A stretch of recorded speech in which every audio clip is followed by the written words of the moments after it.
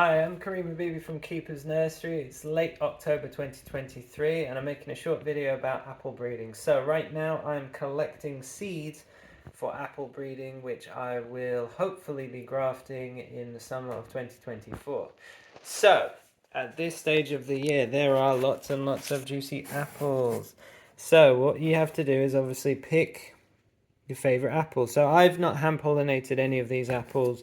These are openly pollinated. That means I don't know who the father will be, but I know what the mother is. And this mother tree is Hamid's Red Pippin, which is actually a seedling that I've already bred myself. So Hamid's Red Pippin apple. So what you do is you pick the apples. You can obviously use windfalls, but some of these are all windfalls. I've left lots on the tree. Cut the apples in half. So you sort of slice them down the middle so you don't damage. You don't want to damage the seed. So this one's been cut, and then you can sort of twist the apple, doing it all one hand with my bad hand. You reveal what's inside, so just like all those cool YouTube, Instagram videos. See, did we get any cool shinies? Possibly, yeah. Well, what I'm basically getting at is, did we get some seeds? Yes, we got a good crop of seeds in this. This apple's actually quite pretty. This Hamid's Red Pippin. You can see a bit like Ten Commandments. You can see the little spots all the way around. Carefully take the pips out, put them in, well, collect them somewhere.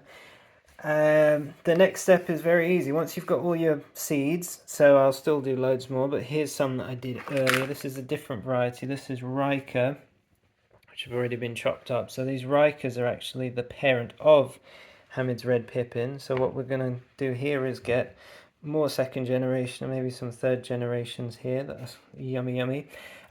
So wet some kitchen roll, so like this blitz stuff. Put all your seeds in there. Basically have some damp kitchen roll. Put the lid on your Tupperware. Put a label on it, so otherwise your wife might chuck it out. Put it somewhere in the fridge that she doesn't mind, keep it around 4 degrees. And in about a month and a half, 2 months or so, you will start to see tiny little white hairs growing out the ends. These will be the roots growing out the ends of these seeds. That's before the cotyledons come out. So when it reaches about 1 centimeter or 2 centimeters, that the root that is, that's when you actually want to start taking the seeds out and planting them on into sort of decent sized pots, because the less you sort of transfer them around, the better growth you'll get in that first year. Grow them on somewhere nicely, because if you do it properly, they will be big enough by sort of July, August time this coming year, so 2024, that you can actually graft those straight away this summer onto something like M9.